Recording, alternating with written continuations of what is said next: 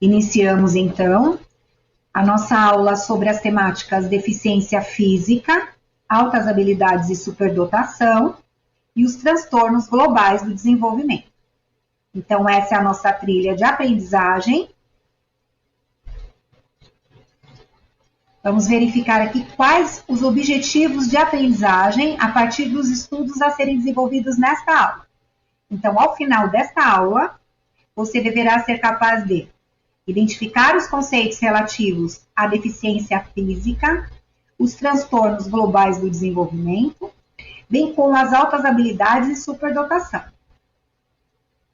E ainda terão noção básica, pelo menos, dos direitos básicos daqueles que se enquadram, dos nossos alunos que se enquadram nessa classificação, com base nas normativas, então, legais. Na sequência, vocês também deverão compreender as causas e consequências sobre a deficiência física. Serão capazes também de conhecer as principais patologias das pessoas com deficiência física ou na condição de deficientes físicos. Reconhecer que todos somos sensíveis às causas das deficiências físicas. Compreender as implicações clínicas, sociais e individuais a partir da situação de deficiência e vivenciar fatos e histórias da deficiência física por meio das dicas dos filmes e documentários que serão apresentados no decorrer dessa aula.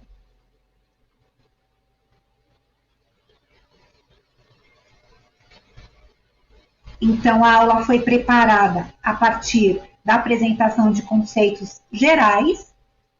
Na sequência, serão apresentados os conceitos específicos, com base na legislação vigente e ainda nas doutrinas, ou seja, nos estudos feitos já por alguns pesquisadores que emitiram a formulação do conceito de deficiência e deficiência física, bem como serão apresentadas algumas características dos institutos a serem trabalhados nessa aula. Então, temos aqui a deficiência física, parte 1, parte conceitual, relativa ao conceito geral. Iremos, então, discorrer sobre o conceito geral de deficiência e ainda iremos fazer a caracterização do público-alvo do atendimento educacional especializado. Então, inicialmente, o conceito de deficiência foi desenvolvido pela Organização Mundial da Saúde, formulação que foi iniciada no ano de 1976 até o ano de 2001, e no Brasil, seguindo a orientação da formulação da OMS, foram promulgados alguns dispositivos legais a partir do ano de 1999, tendo sido desenvolvido o último no ano de 2015. Então, vamos entender como foi formulado e como foi se desenvolvendo o conceito de deficiência pela OMS no decorrer dos períodos de 1976 a 2015. Então, vejam que o conceito formulado pela OMS foi desenvolvido entre os períodos de 76 ao ano de 2001.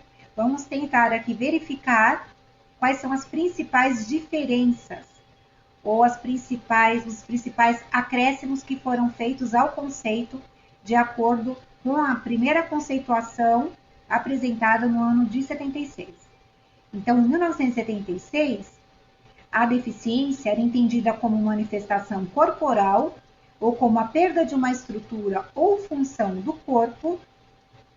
A incapacidade, referindo-se então a um plano funcional, ao desempenho do indivíduo, e a desvantagem, dizendo respeito à condição social de prejuízo desse indivíduo, resultante da deficiência e ou a incapacidade. Então, aqui nós temos 3 elementos que podem ser destacados, que é a situação de deficiência em si, a incapacidade e o elemento desvantagem que esse indivíduo teria em relação aos demais entes da sociedade politicamente organizada.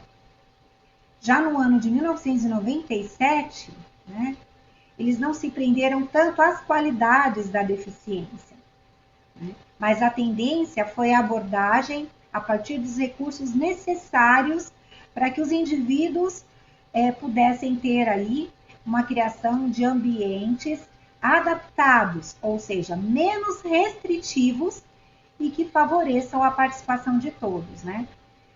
Pois possuem essas pessoas com base em outra tríade, então, esses direitos. Então, a tríade seria deficiência, da mesma forma que o primeiro conceito, mas nós tivemos aí as alterações relacionadas à atividade, né? Então, o direito de atividade, de exercício, então, de cidadania, da inclusão, sendo entendida como um direito de participação das atividades sociais. Então, já no ano de 2001, nós tivemos aí uma nova conceituação advinda da interação da saúde, já com as questões sociais, e aí eles descreveram as questões relacionadas à vida dos indivíduos, né? De acordo com a saúde, a terminologia da conceituação ficou da seguinte forma, então. Ficou vinculada às questões de funcionalidade do organismo do indivíduo, né? E o impacto, então, em relação às incapacidades, né? Ou a restrição da própria saúde em si. Então, as inovações dessa conceituação, de forma mais clara, podemos afirmar que são as medidas sociais e as judiciais tomadas para que sejam garantidos os direitos dessas pessoas em relação à acessibilidade e ao tratamento específico que elas necessitam.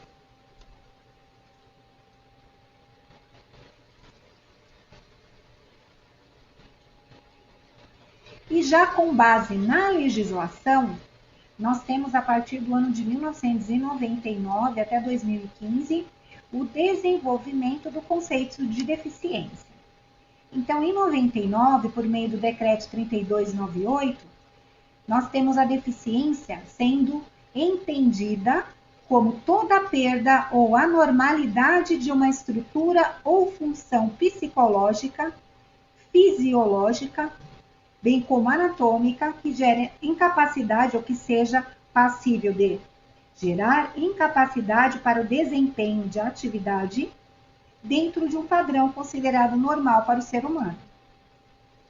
Já nos anos 2000, a Lei 10.098 assim dispôs sobre a pessoa com deficiência, né, sendo considerada aquela que tem impedimento de longo prazo de natureza física, mental, intelectual ou sensorial, o qual, em interação com uma ou mais barreiras, pode obstruir a sua participação plena e efetiva na sociedade em igualdade de condições com as demais pessoas.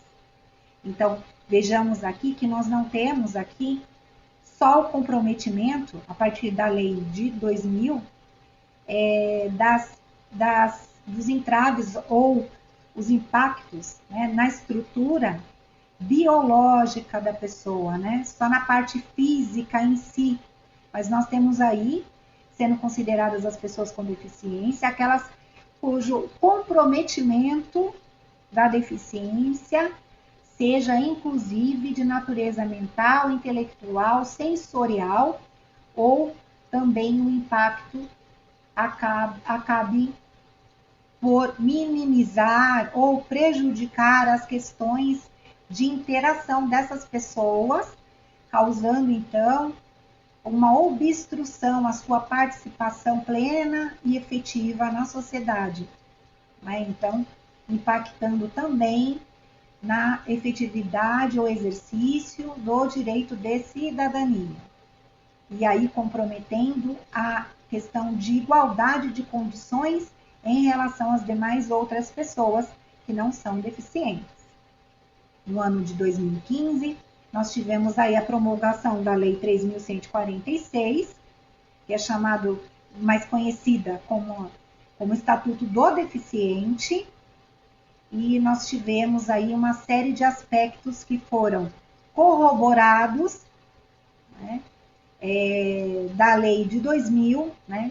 Esses aspectos são aí os impactos relativos à natureza física, mental, intelectual e sensorial, bem como as questões relacionadas ao direito de interação e pleno exercício da cidadania. Então, quando eu digo corroborado, eu quero dizer confirmados, né? Fora isso, nós temos também,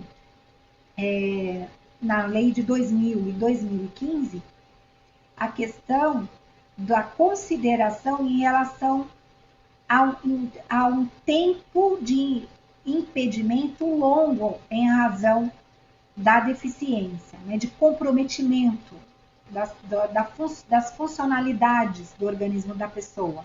Né? Então, nós tivemos também essa previsão, né, desse comprometimento dever ser enquadrado num status de um impedimento longo, né, num longo prazo. Bom, então, resumidamente, nós temos aí o desenvolvimento de acordo com esses dispositivos legais, que a deficiência, ela deve ser analisada em sua composição desses elementos, né, que é a incapacidade, né, o impedimento de longo prazo, mais a situação de desvantagem de condições dessa pessoa em relação às outras, não é? Com todas as suas implicações de acesso à educação, ao trabalho, à habitação, à previdência social, ou seja, aos direitos sociais, e exercício, inclusive, dos direitos civis, né, de liberdade sexual, de reprodução, de exercício efetivo da cidadania.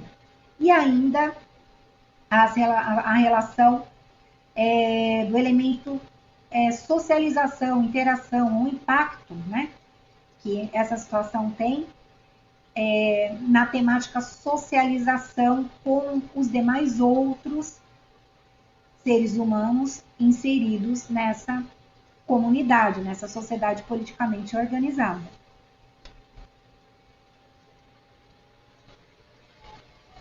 Agora vamos entender aqui em especial, então, já passando para análise em especial do conceito de deficiência, então, física, né?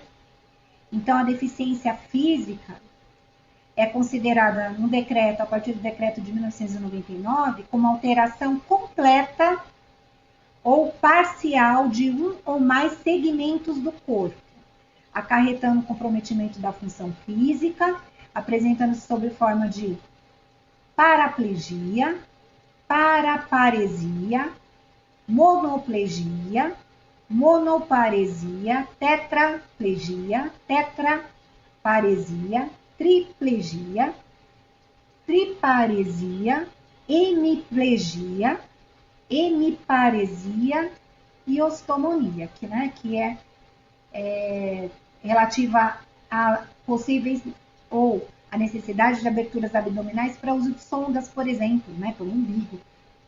Eu mesmo já vivenciei uma situação dessa de uma criança, que um aluno, né, de uma escola da rede em que eu trabalhava, que precisou de uma abertura abdominal para o uso de sonda, e essa criança precisava frequentar a escola.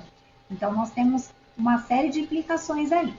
Também a questão de amputação, né, ou ausência de membro, paralisia cerebral, nanismo, membros com deformidade congênita ou adquirida, exceto as deformidades estéticas, né? Então, somente estéticas. E as que não produzam dificuldades, então, para o desempenho de determinadas funções. Então, vejam, é importante destacar que todas essas deficiências físicas, com o final de plegia, significam perda total de um ou mais membro ou membros ou partes do corpo. Então, quando aparece o final paresia, já nós temos que ter em mente que isso significa a perda parcial de um ou mais membro ou membros ou partes do membro.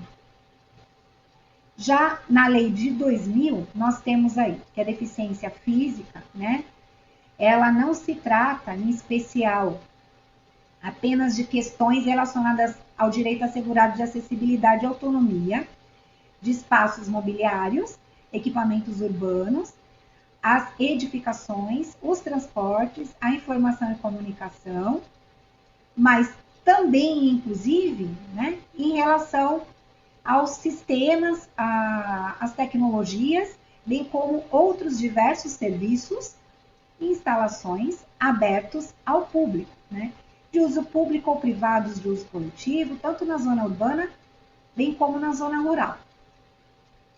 Ainda, de acordo com outros incisos da Lei 10.098 de 2000, nós temos ainda a apresentação de um instituto dentro dessa temática deficiência física, que é também a questão de mobilidade reduzida, né?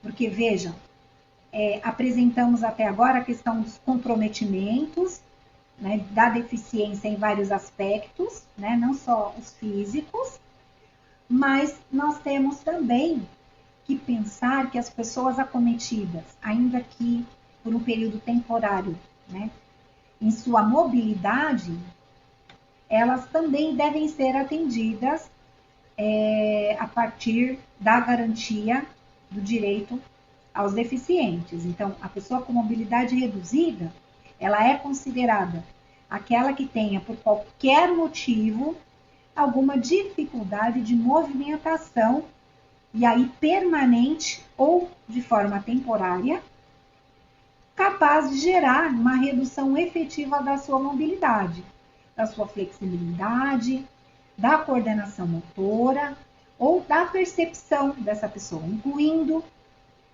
o idoso, gestante, lactante, pessoa com criança de colo, etc., inclusive idoso, né? Então, é importante que tenhamos noções também dos direitos das pessoas que estão com mobilidade, ou se enquadram na situação de mobilidade reduzida, né? Voltando aqui um pouquinho, em relação ao decreto 3298 de 99, nós temos então, de forma resumida, que as terminologias para mono, tetra, tri e M dizem respeito à determinação da parte do corpo envolvida, significando, respectivamente, somente os membros inferiores, somente um membro, os 4 membros, né? Ou os 3 membros, ou de um lado ou do outro, do corpo, tá? Então, é preciso que tenhamos essa ideia geral, então generalizada, sobre as questões relacionadas à deficiência, né? E o seu desenvolvimento, tanto histórico como legal, para que possamos melhor compreender como esses direitos hoje assegurados foram sendo desenvolvidos e construídos de acordo com o período e o contexto social de época. Então, agora entendendo o conceito geral de deficiência física, com base na doutrina e as suas características. Então, vamos lá. Segundo a professora Maria Helena Diniz, que é uma jurista muito famosa na área de direito civil ou cível do nosso ordenamento jurídico brasileiro, e autora de um dicionário jurídico, né?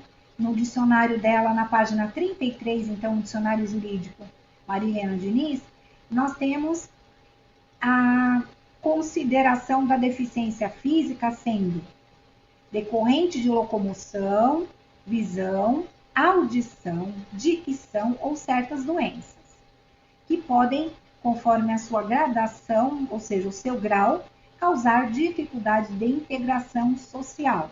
Então, é assim que a professora Marilena Diniz enxerga a questão de insuficiência física ou de deficiência física, né? Nós temos aqui algumas características da deficiência física, tais sejam toda perda ou anomalia de uma estrutura ou função psicológica, fisiológica ou anatômica, que gere determinada incapacidade para o desenvolvimento de determinada atividade dentro de um padrão considerado normal ao ser humano. Então, o que caracteriza a deficiência física é justamente as questões voltadas à limitação na mobilidade, na coordenação motora, né, principalmente a fina, né? Lembremos que para o desenvolvimento do processo educacional, as questões de lateralidade são muito importantes e muitas vezes elas não são observadas pelos docentes, não é? Muitas vezes não damos a determinada atenção devida a essas questões de lateralidade e elas podem impactar no sucesso ou no insucesso do processo de ensino-aprendizado.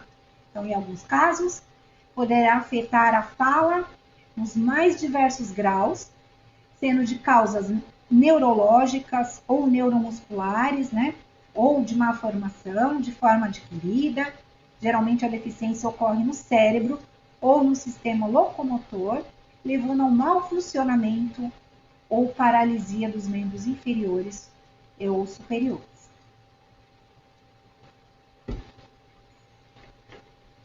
Eu deixei aqui um link para que vocês possam, posteriormente, estar consultando, que são as definições específicas, né? Então, é um quadro dos tipos de deficiência física com as respectivas definições.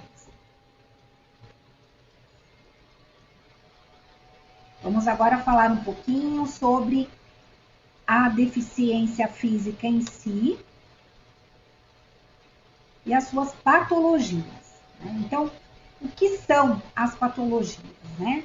Então, vamos iniciar falando um pouco sobre o significado etimológico, então, o significado nominal da palavra patologia, e depois nós vamos falar um pouquinho aí sobre o significado real, né, até os dias atuais. Então, a palavra patologia, ela significa de forma literal o estudo da doença e tem sua origem no grego, né, onde patos significa doença e logos estudo. Então, no entanto, a patologia também é usada como sinônimo de doença. Então, o significado real é definido, né, como, de acordo com o contexto atual, né? Então, hoje em dia, o vocabulário usado é o termo técnico de doença para patologia, e aí, de acordo com o dicionário, nós temos ela sendo considerada como um estudo das alterações estruturais, bioquímicas e funcionais nas células, nos tecidos e órgãos, que visa explicar os mecanismos pelos quais surgem os sinais e os sintomas das doenças. Então, quais são as principais patologias que podemos considerar, né, que podem levar à deficiência física? Então, vamos entender um pouco essa questão das patologias. Então, entendendo as patologias, né? Então, eu vou apresentar a vocês alguns exemplos de algumas patologias que podem estar acarretando posteriormente situações de deficiência física, né? A poliomielite é uma delas, né? A poliomielite, durante muito tempo, foi combatida pelo governo federal com posterior criação de vacina, né, até chegarmos num status de contexto social de época que ela foi suprimida aí da nossa realidade. Então, a poliomielite, ela é qualquer inflamação da substância cinza da medula espinhal. Então, é uma doença infectocontagiosa aguda causada por um vírus, né, de gravidade extremamente variável e que pode ocorrer sob a forma de infecção inaparente ou apresentar manifestações clínicas, né, frequentemente caracterizadas por febre, por mal-estar, cefaleia, distúrbios gastrointestinais e determinada rigidez de nuca, né, e poderá ocorrer ou não as paralisias, né? Então, é algo que foi durante muito tempo ocorrido no nosso contexto brasileiro e que afetou aí milhares e milhares de pessoas. Nós temos também uma outra patologia que são os ossos de vidro, tema abordado até em alguns filmes aí vindos do exterior e transmitidos aqui, disponibilizados aqui para nossa vista, né, aqui no Brasil. Então, os ossos de vidro são considerados uma osteogênese imperfeita, né?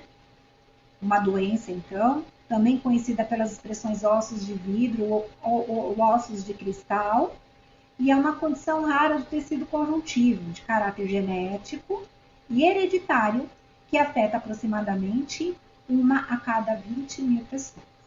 Então, a principal característica dos ossos de vidro é justamente a fragilidade dos ossos que quebram com enorme facilidade.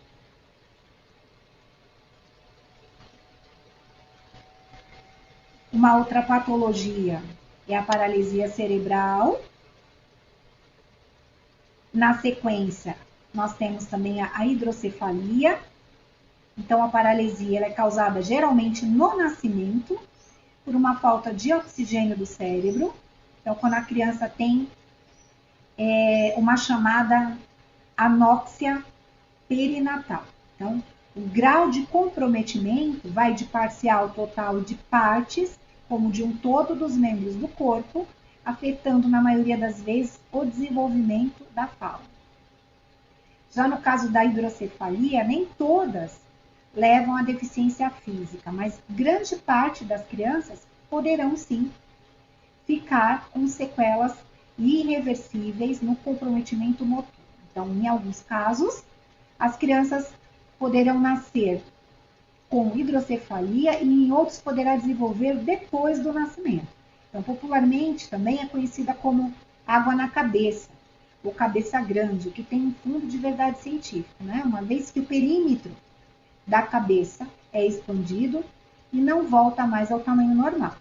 Então, quando é identificada a tempo, é possível, né, a colocação de uma válvula, a qual vai drenar, então, né, e direcionar o líquido para o intestino, que vai eliminá-lo e assim não irá pressionar o cérebro.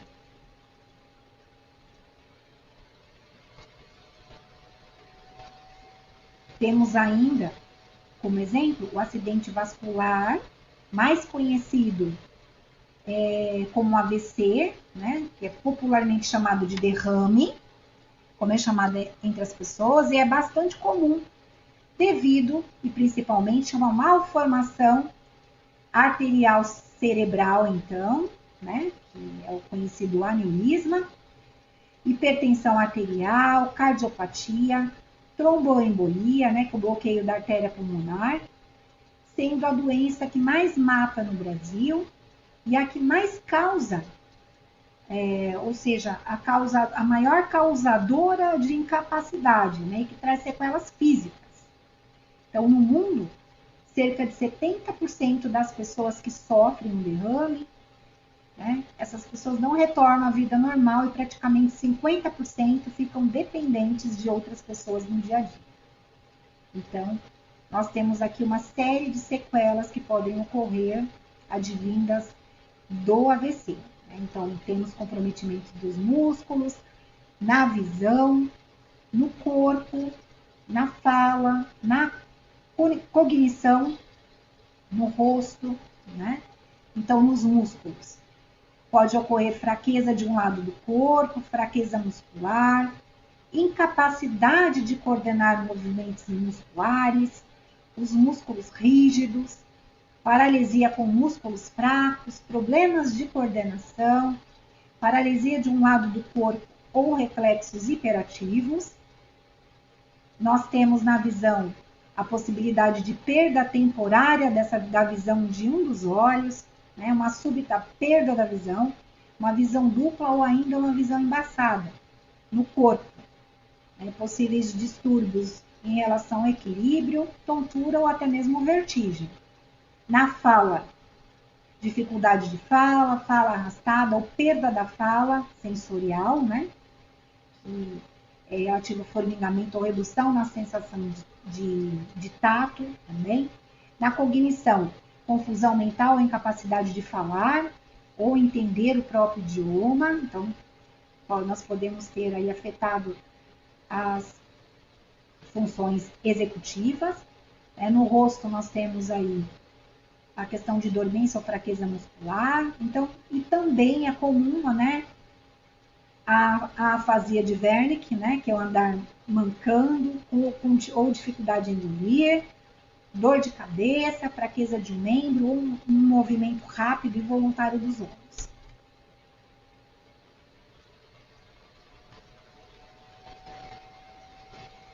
Temos também as deficiências físicas, né, decorrentes da osteoporose, né, que é algo que acometem, que são acometidos, mas as pessoas, mais frequentemente as pessoas com uma idade mais avançada, né, e ela é considerada uma patologia, então, inimiga dos mais idosos, que afetam mais as mulheres, sendo 6 para cada um homem afetado, levando a sequelas da deficiência física, deficiência alimentar, de cálcio e vitaminas, levando então a uma situação de morbidade, mortalidade, no caso de fraturas, afetando em especial o fêmur, né? Então, quanto mais idosos, mais riscos, né, correm de envelhecer com essa patologia. E aí, em decorrência dessa patologia, a pessoa pode ter sim o comprometimento e chegar aí a ter comprometimento então físico e ser considerado um deficiente físico então, né? Outra patologia é a diabetes, né, que é caracterizada pela elevação da glicose no sangue. Então essa também é uma espécie de patologia que pode acometer o ser humano posteriormente a uma deficiência física, né? Então, a diabetes ela se divide em 2 tipos, né, tipo 1 e 2, e de acordo com a análise, os idosos diabéticos apresentam determinados riscos de desenvolver, então, as deficiências físicas, que são de 50% a 80% dos casos, devido a justamente as fragilidades aos quais esse público está acometido, né? Tais como as implicações que cheguem a causar aí, num ponto mais extremo, as amputações, que muitas vezes precisam ser feitas, em decorrência do que se chama de neuropatia diabética, que é a diminuição do oxigênio que chega aos nervos, por meio dos pequenos vasos sanguíneos, né, ocasionando uma formação de úlceras, podendo progredir para as amputações em si, do pé, né, do pé ou de uma perna.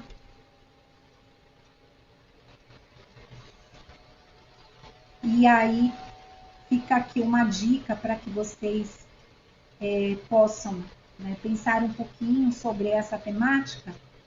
A dica é assistam ao filme De Porta em Porta, né? Ele é um filme muito bom, é um filme simplesmente inesquecível, né? Traz uma grande lição de vida e de superação e de apoio de uma mãe que não desiste, não é? De estimular o filho a alcançar um sonho, né? Que é ser um vendedor de porta em porta, né? E o tempo todo ela diz para o filho essa frase, paciência e persistência, né? Então é um filme incrível, né? Por favor, assistam. Esse filme irá contribuir com a sua formação e com seus estudos na área da deficiência física. Então, inclusive esse filme ele é muito usado em treinamentos e palestras, né, motivacionais em empresas de vendas para o público de pessoas, inclusive, sem deficiências.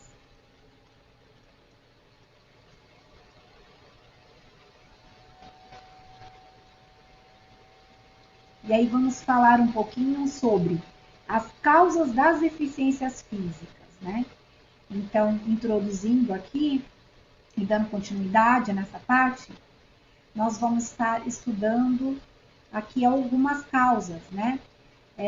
Com uma classificação aqui em 3 possibilidades, né? As causas pré-natais, as perinatais e as pós-natais, né? Então, é necessária a compreensão dessas causas para também saber como proceder no atendimento e no encaminhamento para a estimulação, para a escolarização e para a posterior inserção desse indivíduo no mercado de trabalho, né? Então, o estudo das deficiências físicas, das suas inúmeras causas, as necessidades são diversificadas, tanto em serviços, bem como em recursos, né, nas quais vai depender de cada sequela e os encaminhamentos dados para avaliação multidisciplinar. Então, vamos aqui às principais causas e definições. Então, entendendo as principais causas da deficiência física. Então, as causas pré-natais, né? Então, quais são as causas pré-natais? Então, as causas pré-natais são consideradas tudo que possa ocorrer durante a gestação, ainda que seja por malformação congênita, né? Elas podem estar também relacionadas a drogas, às infecções, medicamentos, hipertensão, genéticos, em muitos casos por tentativas de abortos, entre outros aspectos aí. As perinatais são consideradas as compreendidas em tudo que possa ocorrer durante o nascimento, podendo ser aí a questão da prematuridade, né? Então, o sofrimento fetal, a falta de oxigênio, levando à paralisia cerebral, o parto por fórceps, né? O cordão umbilical, que pode enrolar no pescoço, dentre outras causas aí. E as causas pós-natais, né?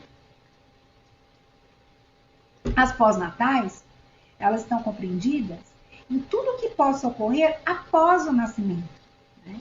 Então, essas causas vão desde uma infecção hospitalar, o acometimento por uma meningite, problemas com o sangue da mãe e do bebê, traumatismos cranianos, lesões medulares, que podem estar ligadas a acidentes de trânsito, de armas e até mesmo de mergulhos aí. Brigas, aneurismas, AVC, né, ligado aí às plegias e outras patologias.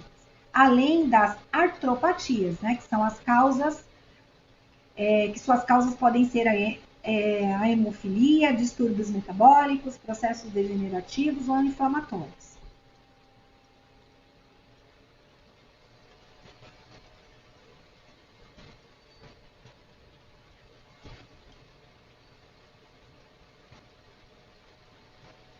Vamos aí pensar, né, nas causas de deficiência física e na modalidade aí as causas genéticas, né? Nós temos aí as causas genéticas. Então, as causas genéticas, né, nas causas genéticas entram também as síndromes, né? Lembrando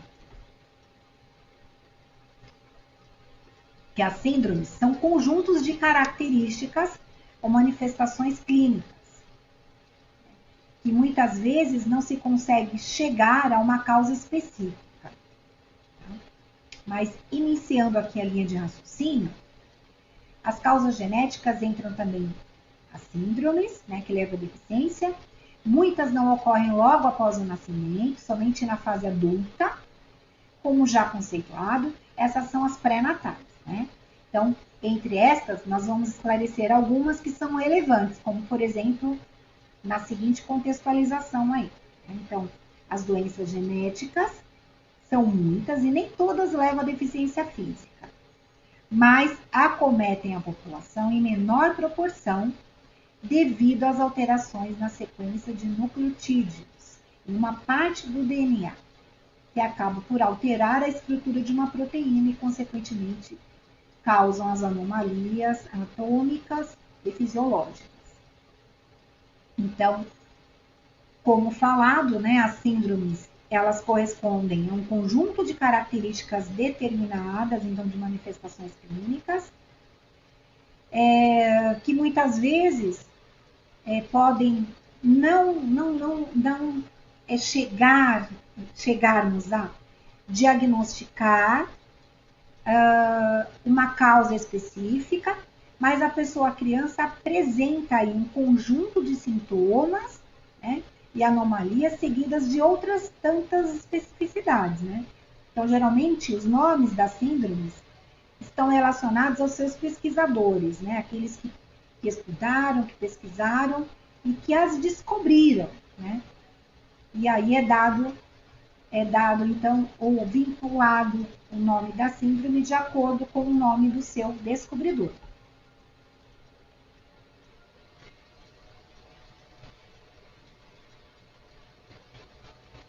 Então, aqui nós temos alguns exemplos de síndromes, né? A síndrome de Williams, a de Ehlers-Danlos e a de Proteus, né? Então, cada uma com suas características específicas, né?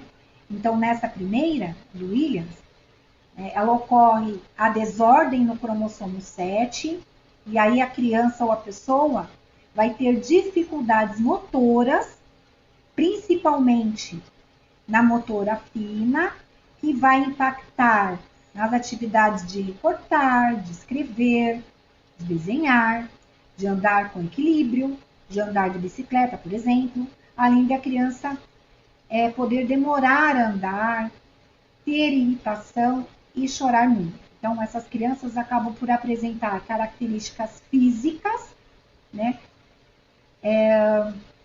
E aí, por face de gnomo ou fadinha, nariz pequeno e empinado, são algumas características, os cabelos encaracolados, os lábios cheios, dentes pequenos e sorriso frequente, né? De acordo com essa obra pesquisada do Machado no ano de 1998, aí a página 56. Por outro lado, elas também são sensíveis ao som alto, mas têm facilidade para a música.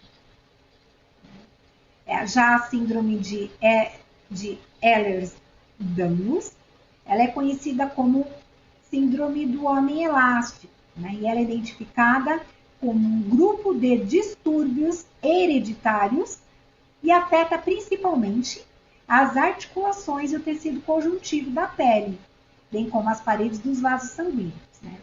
Então, as pessoas acometidas por essa síndrome, então esse conjunto de sintomas, têm a capacidade de tocar o nariz com a língua, uma deformidade física, né? Duplo articulado, a facilidade de se machucar, fadiga, fraqueza muscular, luxação, má cicatrização de feridas ou sopro no coração.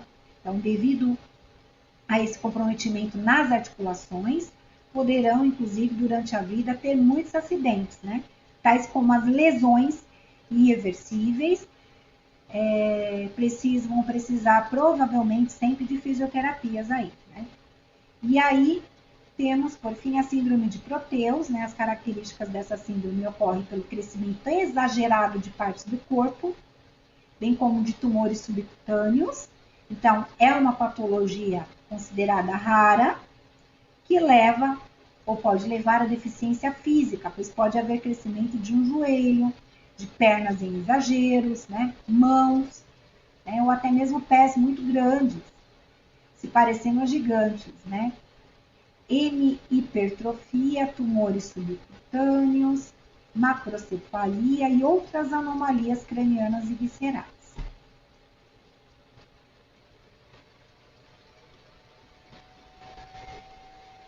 Aí nós temos ainda aqui em relação às síndromes, né? A distrofia muscular, um tipo aqui de distrofia muscular, né? a Duchenne, né, Duchenne, para ser mais precisa, né, então a Duchenne. E aí muitas pessoas com essa distrofia muscular, né, elas têm a consideração aí de um conjunto de sintomas que são apresentados. Então essa patologia ela costuma afetar meninos, principalmente, que podem aí ter dificuldades ao se levantar ou correr, um andar oscilante, as panturrilhas grandes, uma certa anormalidade ao caminhar, a fraqueza muscular, perda da massa muscular ou encurtamento permanente de músculo, podendo ter dificuldades de aprendizagem associadas aí. Nós temos ainda escleroses, né? Também consideradas como patologias, né? Em especial nas doenças autoimunes, tais como as escleroses. Então, o sistema imunológico não consegue distinguir os antígenos dos tecidos saudáveis do corpo e acabam atacando ou destruindo as células normais do organismo. Nós temos como exemplo a esclerose lateral amiotrófica, né? Então, nesta patologia, acaba aí acontecendo o quê? A paralisia, né? Porque ela paralisa os músculos, não chega a atingir as funções cerebrais. É uma doença considerada rara, degenerativa, que paralisa os músculos do corpo.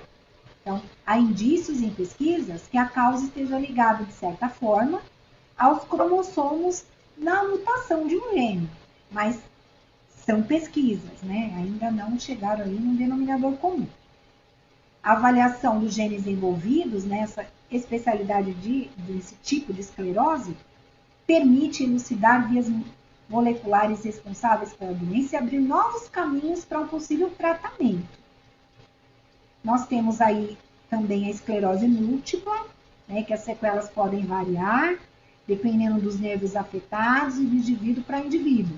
Então, os sintomas iniciais são de visão dupla e pequenos tremores. O diagnóstico geralmente é clínico e às vezes pode demorar para chegar a uma conclusão, né, de que seja efetivamente uma esclerose múltipla, então considerada, porém não há muito que possamos fazer, né? De uma hora para outra, o indivíduo pode perder a capacidade de andar e de falar de forma clara. Então, é uma patologia que pode levar anos, né, para ser confirmado o diagnóstico.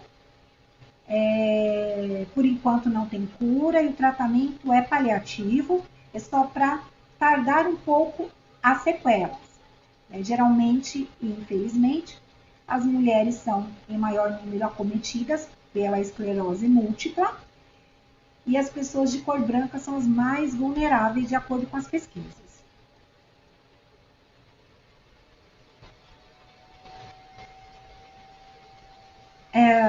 Ainda falando sobre as causas genéticas, né? Nós temos aí ainda escleroses, né?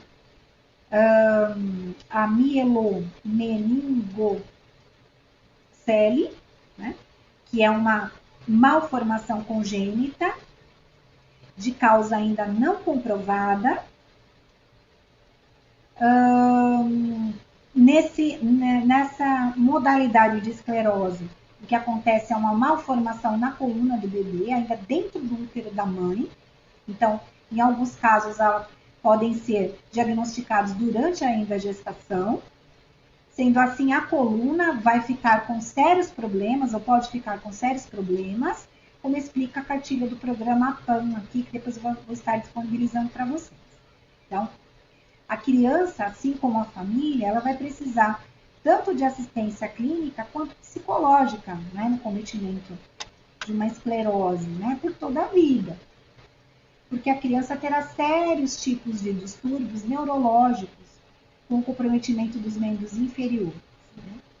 Então, uma dica para vocês é assistir aí o filme 300, né, pelo menos na parte inicial. Vai se dar aí uma temática relativa à deficiência física, né? Porque no filme aí, o filme ele apresenta aí a comprovação de que haviam as mortes das crianças com deficiência física a partir do seu próprio nascimento lá em Esparta, né? Então, além de você poder ver nesse filme a participação de um brasileiro, né? Também é um filme de ação, de sangue e mortes, mas ele apresenta aí a realidade das pessoas com deficiências lá inseridas, nascidas num povo de Esparta. Então aqui está um link para consulta. Algumas causas ambientais, né?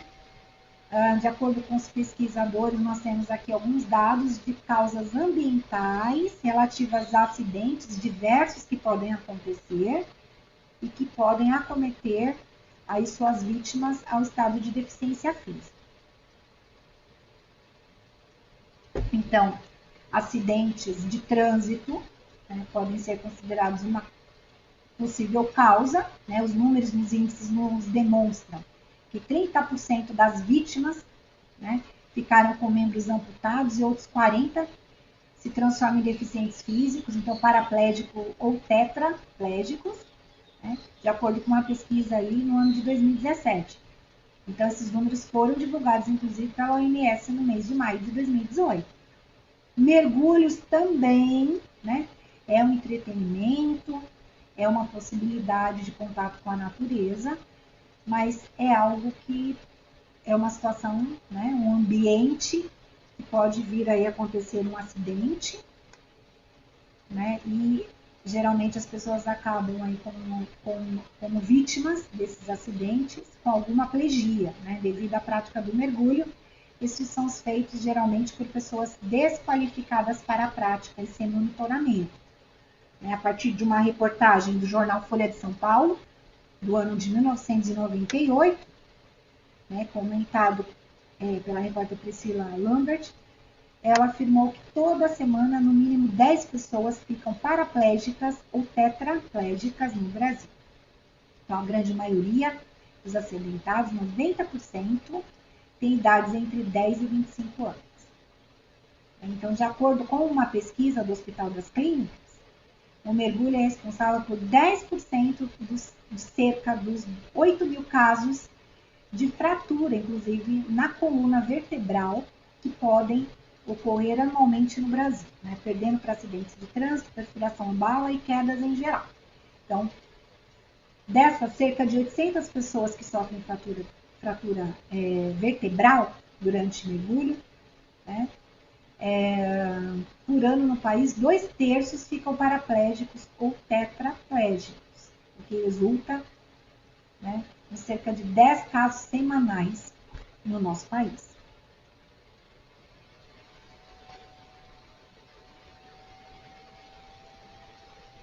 Falando um pouquinho agora sobre as consequências, né?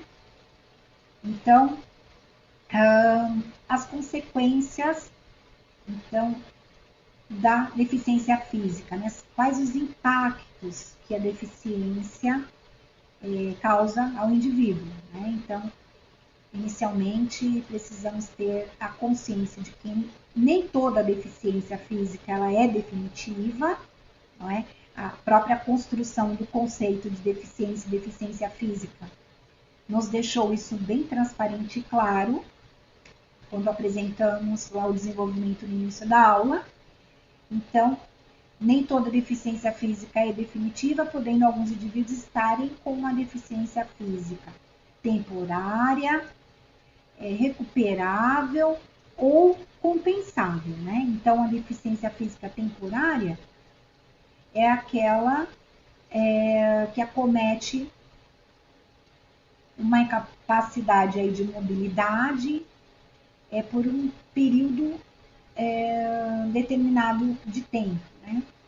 A recuperável é a qual permite uma melhora com um tratamento correto, mas talvez a pessoa não consiga voltar ao estado normal, né?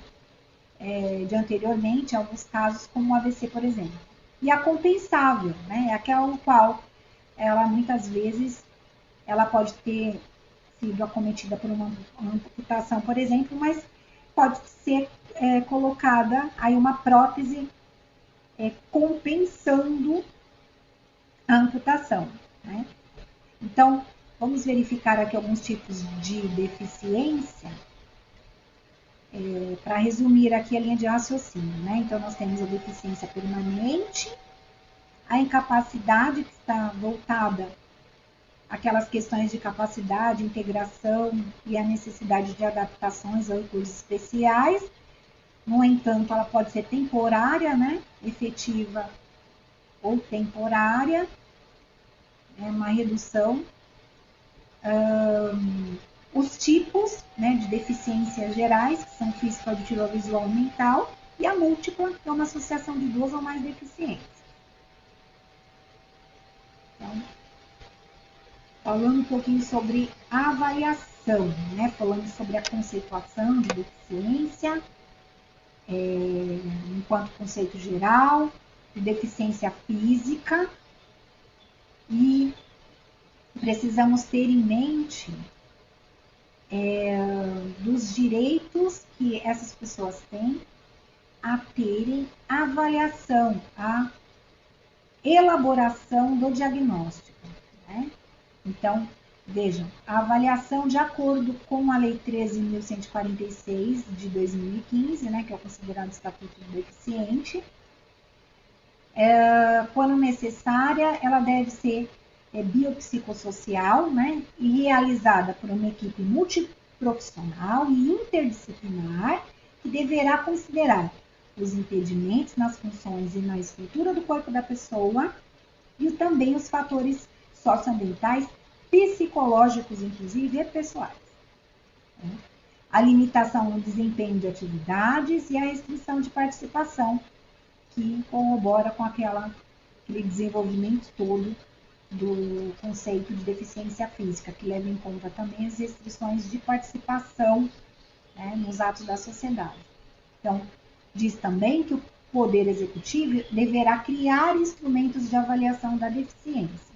Então, aqui eu coloquei indicação de alguns textos legais para consulta posterior, que falam sobre a criação, né, apresentam instrumentos de avaliação da deficiência.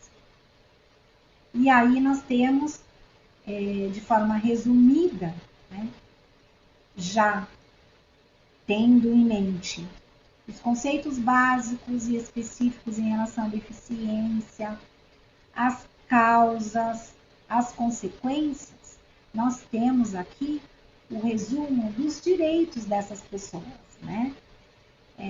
Até aqui nós conseguimos apresentar as características do público-alvo, né, abrangido por esses conceitos, por essa legislação, não é? Pela garantia dos direitos. Então, quais são, de forma resumida, esses direitos destas pessoas que se enquadram na situação, então, de mobilidade reduzida ou de deficiência física, e aí de incapacidade, então, definitiva ou temporária, né? Nós temos a igualdade de oportunidades e de não discriminação, nós temos o direito dessas pessoas à fruição dos seus direitos civis, direito à saúde, educação, às adaptações em relação à educação, as devidas necessárias adaptações, as questões voltadas à terminalidade e o direito a ser beneficiado pelo uso no seu processo educacional das tecnologias assistivas, né? Ao transporte, à habitação, né? A exercer seus direitos sexuais, de reprodução, de casar, constituir uma união estável, decidir sobre o seu planejamento familiar, trabalhar, né? Eles têm direito à previdência social, à sua recuperação, né? Que são as ações e ajudas técnicas relacionadas à sua reabilitação, à acessibilidade, à cultura, ao turismo, ao lazer, à comunicação e informação, né? Às ajudas técnicas previstas no artigo 20 da lei, ao atendimento prioritário, inclusive para o seu acompanhante, exceto as situações relativas ao atendimento prioritário para restituição de imposto de renda e processos judiciais. Então, falando um pouquinho sobre o processo de avaliação, né, dessas pessoas, então não só voltados ao diagnóstico, né, identificação, mas compreendendo o monitoramento do processo de atendimento dessa pessoa a partir da implementação de tecnologias assistivas no processo educacional, né? Então, no início, nós temos aqui do trabalho a ser realizado com os deficientes. Nós temos a identificação das suas necessidades, a identificação dos resultados desejados, a avaliação das habilidades desse paciente ou desse aluno, as testagens com equipamentos, os resultados que foram atingidos a partir da implementação das tecnologias assistivas, a compra do equipamento indicado, as implementações tecnológicas e o acompanhamento e feedback, né, desse processo, então, desenvolvido. Então, as tecnologias assistivas equivalem a um recurso do usuário e não podem ficar, né, restrito apenas ao espaço do atendimento especializado. Então, a implementação da tecnologia assistiva, ela deverá ocorrer de fato, então, quando um recurso sai com o aluno e fica ao seu serviço, em todos os espaços, né, onde ele seja considerado útil. Então, a equipe deverá conhecer as fontes de financiamento para a aquisição dessas tecnologias assistivas, né, e as fontes de recursos para que possam ser adquiridos e para que possam ser atendidas as necessidades educacionais especiais dos nossos alunos. Então, podemos citar como modalidades de tecnologias ou tecnologia assistiva os auxílios para a vida diária e vida prática, né, do aluno, para a rotina, incluindo aí a rotina escolar, que vai abranger as adaptações e material pedagógico adequado, a comunicação aumentativa e alternativa, os recursos de acessibilidade ao computador, por exemplo, a adequação postural, né, que é o posicionamento da função, então, os auxílios de mobilidade, né, e os sistemas de controle de ambiente.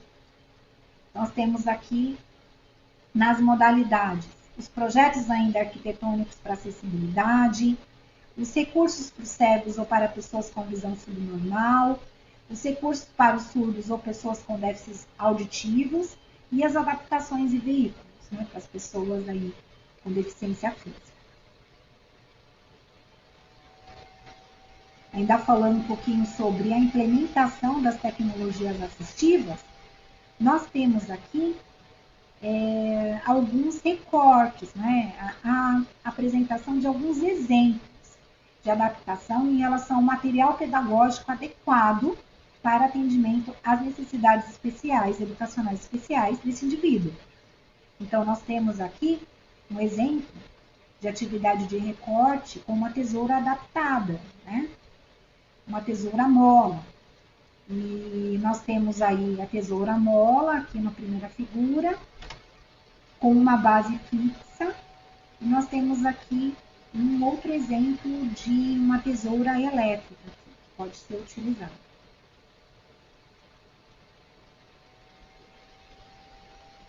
Aqui nós temos também para as atividades relacionadas a desenho e pintura, né? Aqui são só exemplos, né? Vai ser disponibilizado um documento para vocês com uma série de possibilidades de tecnologias assistivas de acordo com o tipo de deficiência. Então, aqui são só exemplos, né? Então, em relação à atividade de desenho e pintura, nós temos aqui a apresentação da aranha-mola, né, que é um arame revestido, onde os dedos e a caneta são encaixados, possibilitando viabilizar aqui atendimento a uma necessidade educacional especial do indivíduo com deficiência física, né? Então, Nesse caso, nós podemos enfrentar o problema de manejo do lápis de cera ou pincel, que exige uma habilidade motora fina. E muitas vezes, aquele que esteja acometido por uma deficiência física não consiga realizar, né? Então, ou teve o comprometimento da habilidade motora fina. Então, no primeiro momento, a ideia seria de fixar a folha com uma fita adesiva ou em uma prancheta. E aí precisamos verificar, inclusive, qual a habilidade, né, de preensão da mão deste aluno e escolher uma alternativa como um engrossador para o lápis ou pincel. Outras questões, tais como alinhamento, estabilidade postural, também colabora com as questões do aprendizado, né? Mas, como já dito, será disponibilizado a vocês um material específico sobre o assunto, que irá apresentar outras possibilidades de tecnologias ou tecnologia assistida. Falando um pouquinho sobre as consequências da deficiência física ou fisiológica, né? Então, consequências fisiológicas. Muitas vezes a deficiência ela acaba por acometer o nosso paciente ou o nosso aluno com consequências não só físicas, mas fisiológicas também, tá? Então, aqui eu coloquei aqui alguns exemplos, né, de 3 modalidades de consequências fisiológicas, né, e as suas classificações aqui. Né? Nós vamos um pouquinho mais adiante, posteriormente vocês vão poder, aqui foram só alguns exemplos, só para que vocês fixem a ideia de que as consequências não são só físicas, mas podem ser também articuladas às consequências fisiológicas.